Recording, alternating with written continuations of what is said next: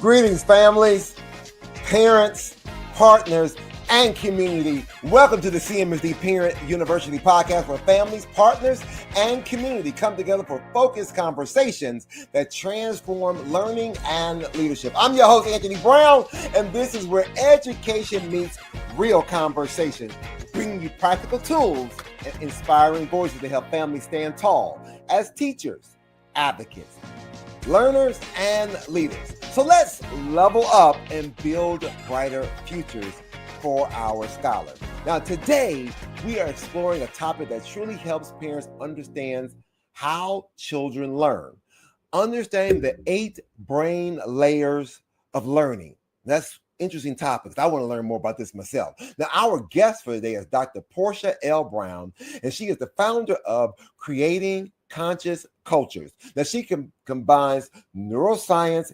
education, and leadership development to help parents and educators see learning through a whole child lens. Now, in this two-part series, Dr. Brown will walk us through 8 learning systems of the brain and how understanding these layers can help parents support their children's growth at home and at school. Now, when we return, Dr. Brown will begin part 1, focusing on the first 4 brain systems. So we'll be right back right after this message. At Cleveland Metropolitan School District, our goal is simple: to ensure every child has access to high-quality education, equitable opportunities, and the support they need to succeed. Together, we're building a better future. Recently, CMSD made history, earning a 3-star rating on the state report card. Also, Clevelanders showed their support for CMSD by voting for a bond and levy by an overwhelming majority. Now is the time for CMSD to reimagine the student experience by enhancing learning, addressing inequities, and maximizing resources. We know that together, we can build a brighter future for Cleveland scholars. Visit clevelandmetroschools.org for more details.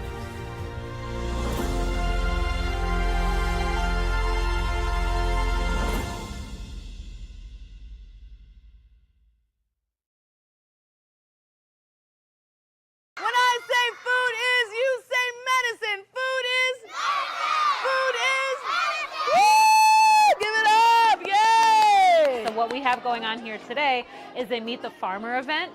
So we have this year partnered with 4 Cleveland growers that grow the vegetables that are on the salad bars that are in some of our schools. And the students can meet the farmer. Today we have Farmer Sarah and Farmer Jamel, and they get to meet the farmer that grows their food. They can ask them questions. We have trading cards, and the students get to try the produce items that the farmers grow, and it just encourages them to try something new, to eat fresh vegetables, and they can meet the farmer, and then they get to vote on if they like the produce item or not, and they get fun stickers, and we have what if they write on the board of what they liked about the product.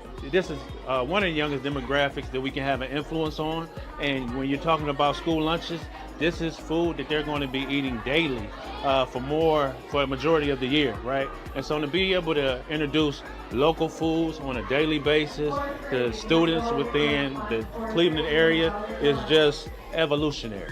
We're talking about the benefits of fresh foods and also the difference between local fresh foods and those you might get, say, at a grocery store that might have been shipped from all over the country or world to get to your plate, often picked months and months earlier and don't have the same level of nutrition or flavor. So giving them that experience of eating something that was grown locally and why that's so important and why it's so important to grow your own food. It was kind of sour. And that was my first time ever trying that, but it had a pretty color. I mean, I love our scholars when they just come out and just tell the truth. Like, it had a pretty color. I love it. Welcome back again, ladies and gentlemen, to the CMSD Parent University podcast. And I am joined today by our guest, Dr. Portia Brown. Good afternoon. How are you today? Greetings, Mr. Brown. I'm so glad to be here. Thank you for the invitation. Listen, so I am not going to get in the way. I know you have a lot of resources and content that you want to share with us. So as you begin part 1 of your presentation, understanding the 8 brain layers of learning. Listen, I need to go pull out my notebook so I can be ready as well, because I'm like, wait a minute, this sounds really interesting and I want to learn more about it as well. So without any further ado, ladies and gentlemen, please welcome Dr. Brown to the program. Thank you again, and welcome to everyone who has chosen to view this particular podcast. I'm glad you have made that decision. I have decided to I'm going to take about 5 minutes, introduce you to what you're going to be experiencing, why I wanted to share it with you, and starting with just a little bit about who I am. I am a product of Cleveland schools. I am a proud graduate of Glenville High School.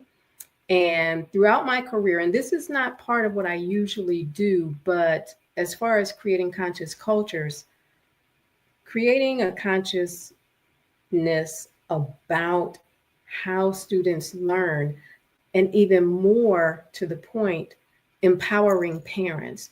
Quite often, there are conversations about students and teachers and students in schools.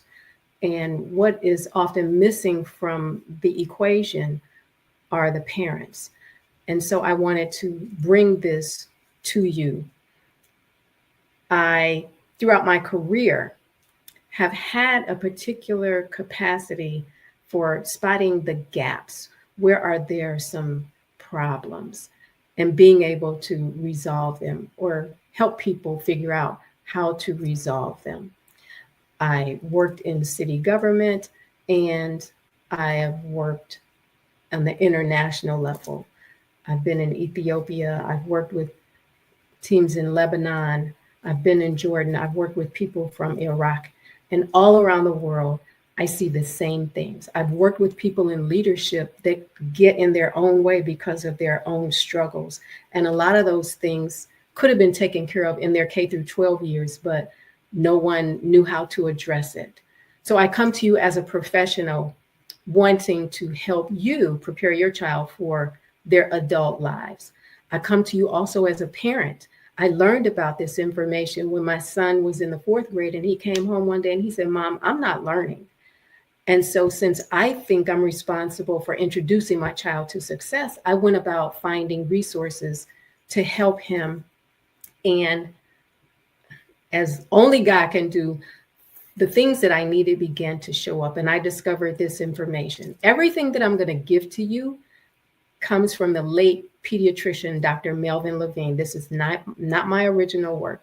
But I was watching something on PBS once, and they were discussing Dr. Levine's work, and there was a little girl, and she was sharing in school, and my son walked in the room just at that moment, and he said, "Mom, that's what's wrong with me."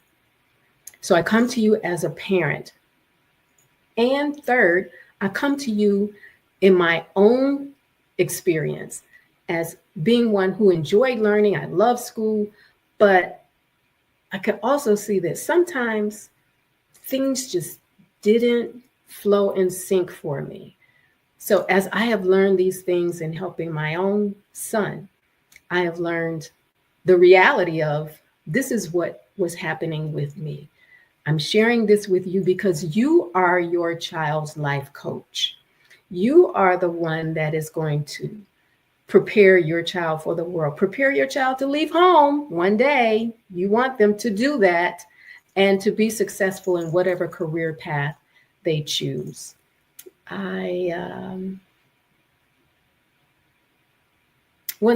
So Dr. Melvin Levine's work, at the end of this, I'm going to show you the resources that you can use to find more information about this. Books, audiobooks, and let's see, I'm looking at my cheat sheet, make sure I've covered everything that I want to. The podcasts are going to be filled with information. So let me invite you right now to go and get pen and paper. You can pause the video, go and get pen and paper. It's going to be a lot of information. And by the time you finish, you might feel like it's a lot of puzzle pieces. But trust me, and I'll hold your hand through the whole process. You'll be able to put the pieces together, you, your child, and your child's teacher. All of you will be able to put the puzzle pieces together and figure out the best way to move your child forward. I do that because this picture is what I want you to really grasp and take away. The three-legged stool, the three parts of the student's success. Obviously, the student has to do the work. There's the school system and whatever other institutions are there to help provide health or social support systems. And then the third one is the parent or the family. And if you look at the stool, if one leg is not strong, then it collapses and the student might not reach the goals that have been set. When I ask you to get your pen and paper, let me throw in something else. Grab your child, grab the students, and bring them in. It will be a lot of information, but I'll present it in a way that they might be able to see themselves just as my son saw himself. They'll be able to understand what's going on. You can have conversations with your child afterwards to see how to pull all of this together. So with that, I'm going to begin. And these are the 8 brain layers that we're going to discuss. In part 1 today, we'll cover the attention system. You've heard of ADD, ADHD. We will discuss critical thinking or higher order thinking. We will look at the language system, and we'll talk about the memory system. In the next podcast, we'll cover the motor skills with muscles, spatial ordering, how they manage space, sequential ordering, how you keep things in chronological order, whether you can, and then social awareness. For the objectives that I want to cover with you, first, developing awareness of how your child's brain is working in the learning process. Second, recognize the traits of high functioning areas. And I want you to remember that no one has all 8 functions working at a high level. Everyone has challenges. We will just figure out where your child's are. And then the third one, I'm going to provide some descriptions of the challenges in adult life. If these things are not taken care of in the younger years, then I'll show you how they show up in the adult years, how they show up in the workplace. You want to avoid that because it can affect the success of a career path. Okay. Immediately, what I hope you notice happening is that you will be less frustrated. If you and your child have been struggling, trying to figure out what is going on, I see my child studying, but the test scores don't reflect the amount of work they put in, or whatever the area might be, you will begin to understand, this is what's going on. And now I can take a deep breath and pause and begin to approach the problem differently. You'll be able to identify exactly what areas their learning differences are occurring. You will be able to have conversations with your child and confirm, hey, I'm thinking it might be this. Are you seeing that as well? You will be able to have more in-depth conversations with the school staff, with the teachers. You'll be able to come up with some techniques that help your student get past whatever frustrations they're having in school and in learning, and then move the child to a fuller learning experience, one that's more joyful. What we will not be able to cover in these 2 podcasts our tips and tools. I don't have time to do that here now, but I do want to put you in a place where you will be able to have conversations with the parents. Long term, you'll be able to spot what your child needs for successful learning experiences as they progress through schools.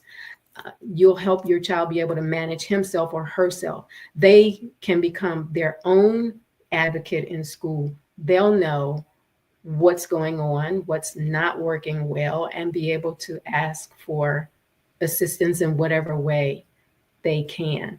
They'll be able to, they will be able to transition to life as an adult, making wise choices about what might be more suitable for them. And the conversations with the teachers as they progress through school, they'll know more about you, and they will know more about how to serve your child's needs every year. This is the slide specifically for students. They will enjoy learning more. They will get it. They will understand what this is about, why this is a problem for me, and they can have conversations with the teacher and make their experience in school better. They will understand something that's very, very important, that they are not stupid. Our children are not stupid. We just have to figure out how to reach them, and then we'll know better how to teach them. They are not lazy. They may be struggling with something and just don't know how to figure it out. They don't have the answers. Hopefully now they will begin to at least seek out answers, if not find them. They'll learn to adapt as the demands of learning change, and they do change from lower grades to upper grades in middle school and high school. The demands change, and they'll learn to ask for what they need in order to be more successful. And here we go with the very first system. Now, each of these systems has more than one level. So the big picture is the attention system, but there's a second and a third level. On the second level, there's an intake function, there's mental energy, and there's an output function. And you'll see inside the colored figures are 4 or 5 more components. So in the intake function, this is where your child or you make the proper selection, choosing what to pay attention to. Are they focusing on the right thing? When they are focusing on the right thing, do they go into detail? Do they go into depth and learning more about what it is that anyone is discussing, or do they just skim the surface and keep going? Satisfaction is being able to stick with something, learning something, even though they don't want to. It's important. They need to know it. Might not be fun, but they need to know it. Attention span. Does your child give proper amount of attention to what it is they need to be paying attention to? Can they adapt their attention span and stay on point for an appropriate amount of time? Do they have the capacity to select more than one thing to pay attention to at one time? You might need to hold this thing while you look at this over here as well. Mind activity is if they're able to connect what they're learning right now to maybe an experience that they had or something that they learned somewhere else. In the mental energy function, we start right off with sleep arousal. And everybody knows what that's about. Does your brain have enough rested time to be able to come to school and pay attention, to speak well, to think, to read? All of that energy is needed to be successful in class every single day. Does your child have the capacity to put forth the mental effort that's necessary for succeeding? Is your child consistently working at something, or do they drop it and move away? Alertness. Will your child be able to sit still and pay attention, or are they constantly fidgeting? The output is the productivity piece. Previewing. Before I start this task, let me pay attention to what I need to have. What are the resources that I need? How much time is this going to take? What are the consequences of making this decision versus that decision? How am I going to put all of these things together? What are the consequences of doing this or not doing this? All of that is previewing. Options. This function is what helps make choices about better options or other alternatives. Do they exist? Have I looked at them? Paying attention to the pace of the work.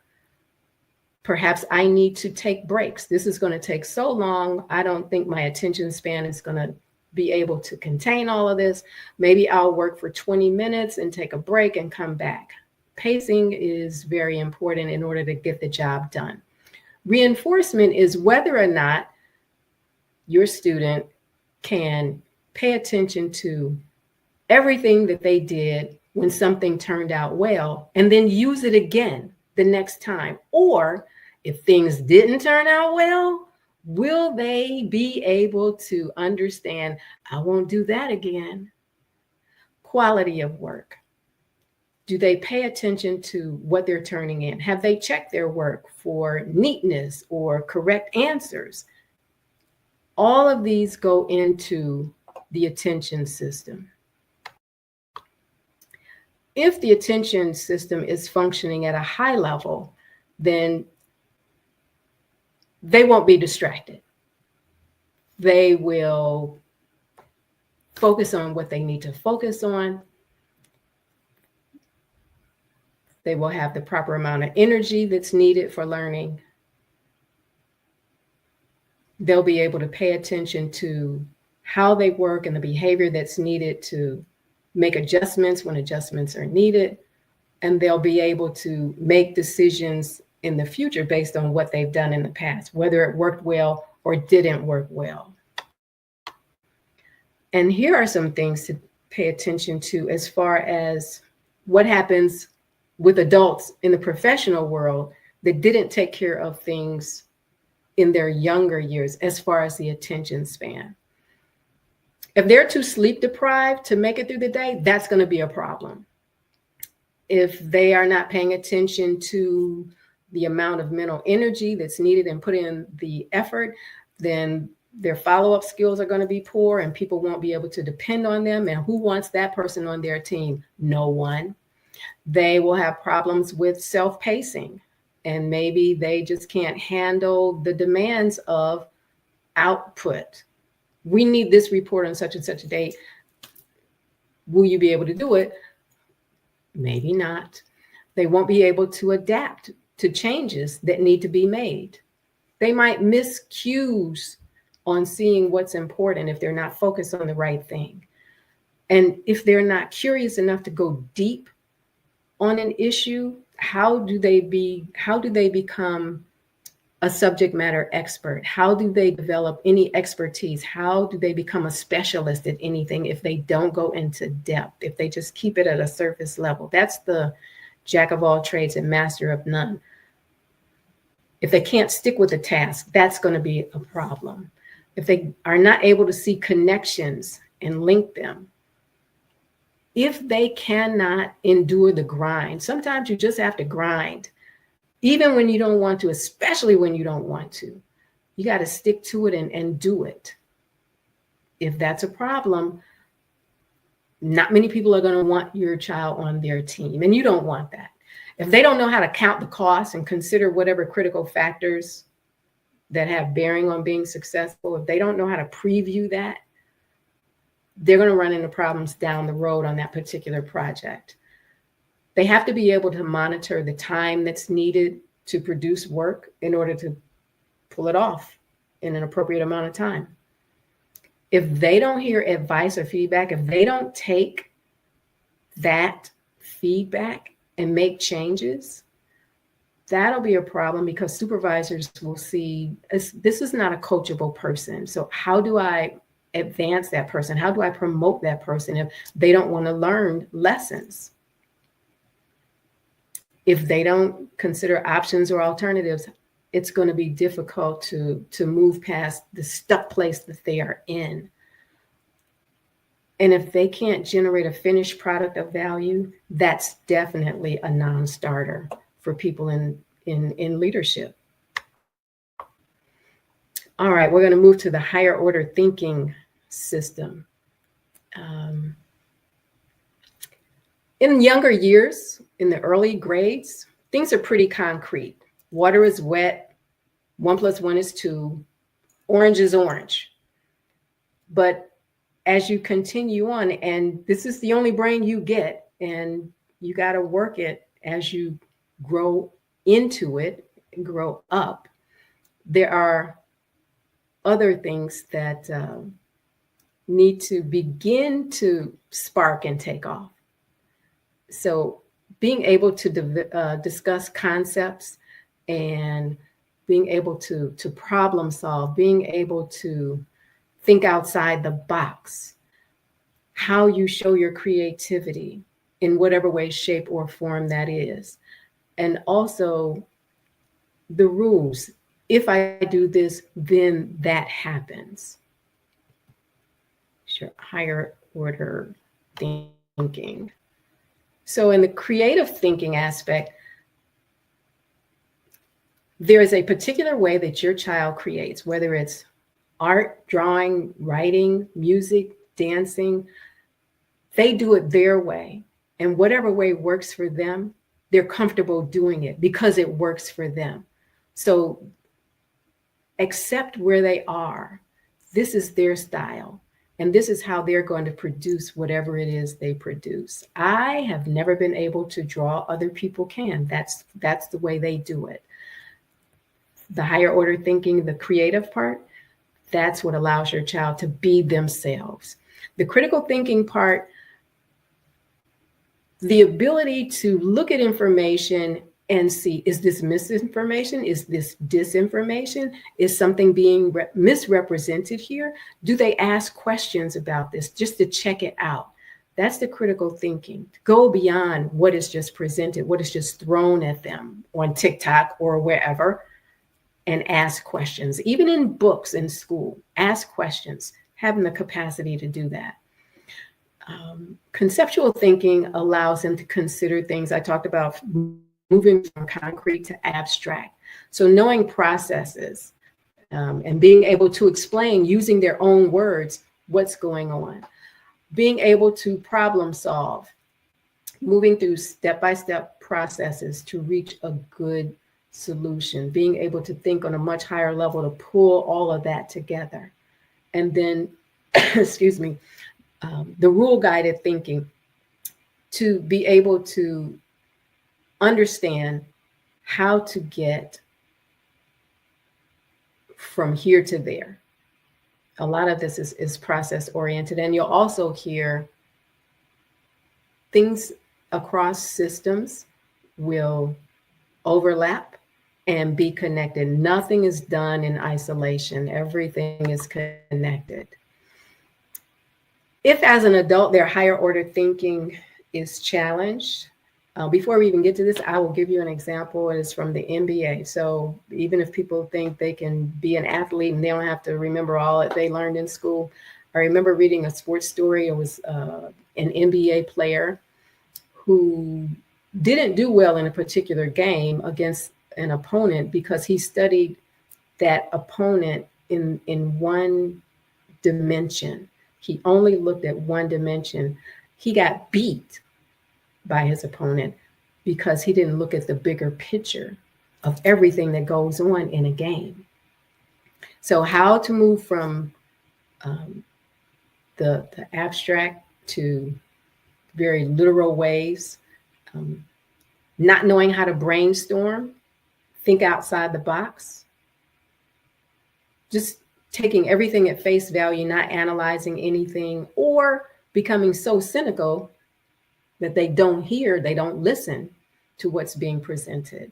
or acting impulsively without thinking logically about how they are showing up. All of these things have to do with the higher order thinking system. Here's the language system. Now, this one is complex, and I'll go through it with you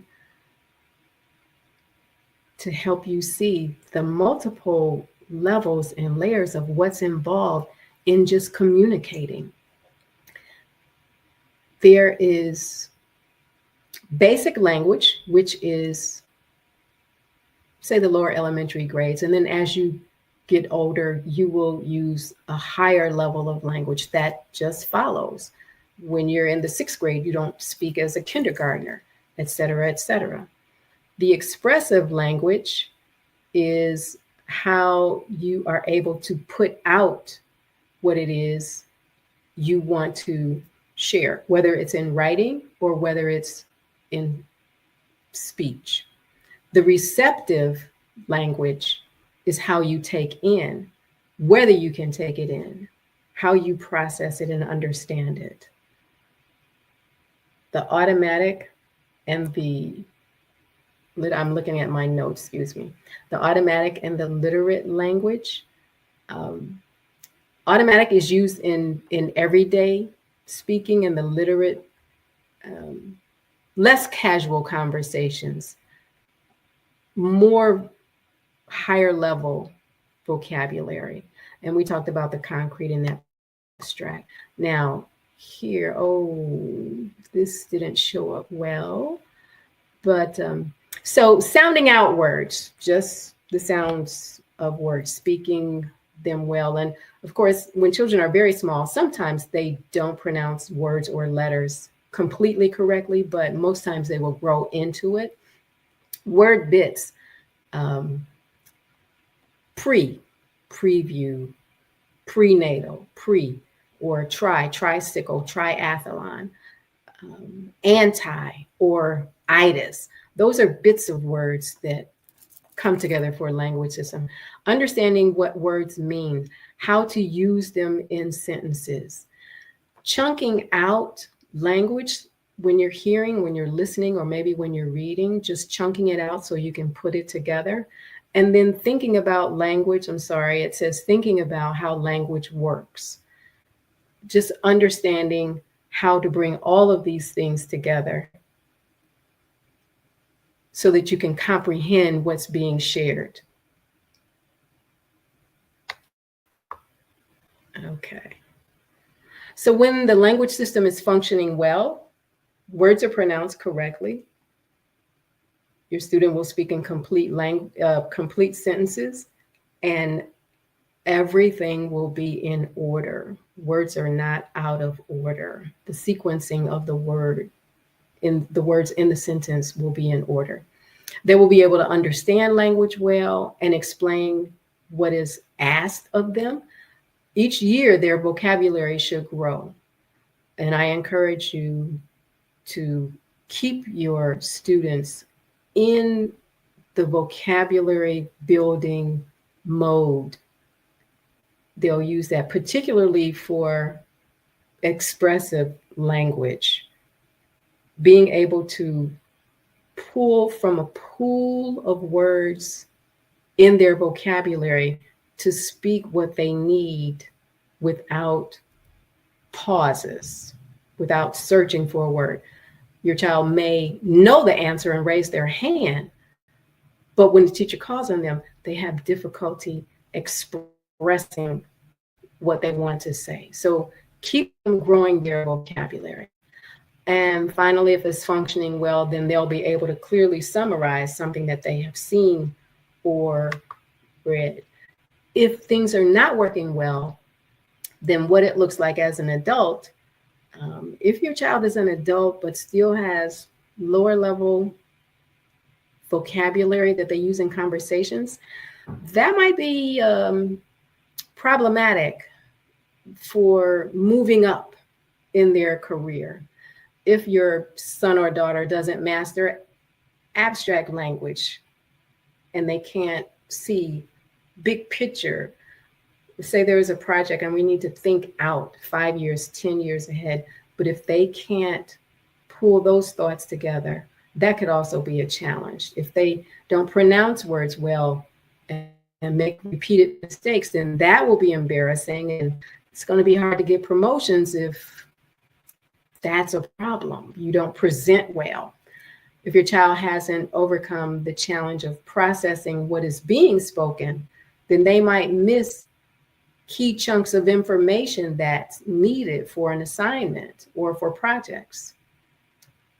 If they have not discovered the importance of continually building the vocabulary, then they might have some gaps or delays when they're listening to conversations and participating in discussions, but can't keep up. That is the language system. We'll go to the memory system. Mr. Brown, could you make the screen, could you bring the PowerPoint larger? Thank you. And keep it there. Thanks. On the memory system, so there are 3 levels in that.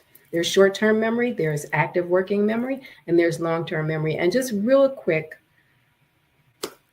maybe it doesn't happen to you, but you can remember something that happened 2 years ago, but you don't remember what you went upstairs to get.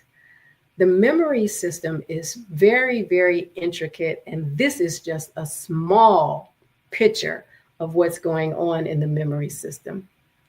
So for your child in school, the short-term memory, being able to hold on to information that they're going to use in that lesson right in that moment. Say if they're discussing something in history class, how does this particular act affect the outcome over here? Active working memory, being able to hold something in the memory while they are connecting it with other parts of the idea or the story. So holding one thing, working on that simultaneously. And the long-term memory, you learned the Heimlich maneuver, but you didn't use it for another 5 years. That's the long-term memory at work. You were able to retain that information and be able to put it into action when needed. So the long-term memory is there. Side door. When the memory system is functioning well, the student can remember and recall everything that they've read or seen or heard. They can recall steps to a process, how to perform those steps, how to solve the multi-steps in a math equation. If they're doing long division, maybe they remember the first part, but not the middle part. And so that is a problem for getting the actual answer. They'll understand scientific methods, and they'll be able to write proper sentences. Third, if it's functioning well, they can remember and explain past experiences that they've had. They can pull all of those things together if it's functioning well. If it's a problem still as an adult, then retaining instructions will be hard, and moving through tasks with many steps will be difficult. Writing memos and reports can be problematic if they have difficulty retaining what actually happened. Not being able to recall information could be a challenge if they're a doctor or an attorney. And here is a point that I want to make. Of course, parents have a very critical role in helping a child choose their career path. So understanding more about how their brain works and how the systems in their brain work will help you help them map out a career. Not everything is for everybody. Being able to address larger issues at hand can be a problem if your child cannot quickly recall information or processes, and that might get their projects delayed. Also problematic. So we've covered a lot in this first part. I'm just going to give you this slide so you can see exactly how much you covered, and you can go back over this video, pull out your notes, fill in some blanks. The attention system, there are 3 secondary levels, and each one of those secondary levels has something else going on. 5 in the input, 4 in the mental energy, and 5 more in the output. The higher order thinking has these 5. The language, you see the complexity of that. And then the memory, the 3 levels beyond that. So here are some questions that I have for you. As a result of seeing this first part, do you understand better how your child's 8 brain systems are working as they learn? And then the follow-up question is, how will this information be helpful when having a conversation with your teachers and your students? Are you clearer on what the 8 systems look like when they function well? And remember, no one has all 8 functioning at a high level. So be gracious with your children when you notice they're challenged. And then the third question, can you see the importance of addressing these things while they are young so that they don't negatively impact your child's career path? Because remember, you do want them to grow up and leave home. That's a goal. These are the resources that I mentioned to you. There is a website, allkindsofminds.org, and I will tell you right now, they've changed it over the years. It's a lot of information there, a lot. But they even talk about young people at community college levels and how learning shows up for them. 2 of the books, the first one is A Mind at a Time. And I think most of his work began there and just took off to other things. There's The Myth of Laziness. If reading is problematic for you parents, I know A Mind at a Time is also on an audiobook. You can get these at a library. I will also encourage you to buy at least A Mind at a Time. Buy it and have it at home and use it as a reference book because, like I said, you only get one brain. This is it. This is the one that you will take throughout your life. And you can use this as a reference book when going back and forth with whatever is going on with your children, to be able to open it up and look and see, this is what's going on. I can find out more about it and have conversations with your teachers. So with that, I want to turn it back to Mr. Brown. And thank you again for this invitation. What you see before you is a culmination of 2.5 years of work. But moreover, there was 86 years of blood, sweat, and tears put forth by men and women who comprise the Tuskegee experiment. Let history show that in the course of human endeavor, that never have so many owed so much to so few. My first reaction was it looked a lot better than I did it in class. It took a lot, and it's just, I'm proud to see that it's up there, and I'm glad everyone else can see it too. I think it's good that the Tuskegee Airmen get their word out and their faces out because they helped this world, and I'm glad that I was able to help them represent it. I've seen everyone do their painting in class. I've seen like their entire process through it, and now looking at it inside the airport, it's like, wow, they did that. That's amazing. My name is Lori Lane, and this is my father, Earl Roscoe Lane. He was with the 332nd of the Tuskegee Airmen. I think they did a fantastic job in doing it. I know when I was speaking to a group of them, they said they did a lot of research on it, but they were so open to listening and to learning more so that we have more young people that are able to display their talent, learn, and it's one, as a teacher, I know it's one of the greatest ways for students to learn, and for this will stay with them for the rest of their lives. You go to the website, you type in the access code, and you're in. Your kids' pictures are there, and you could easily, I have kids at 2 different schools, you can easily switch from school to school and keep up on top of it. Everything's right there. Like, everybody always has their phone with them, so you can easily access it to your phone. It's a relief for me knowing that my child has the best chance that they can, knowing every day they wake up, they can go to school and, take advantage of the day.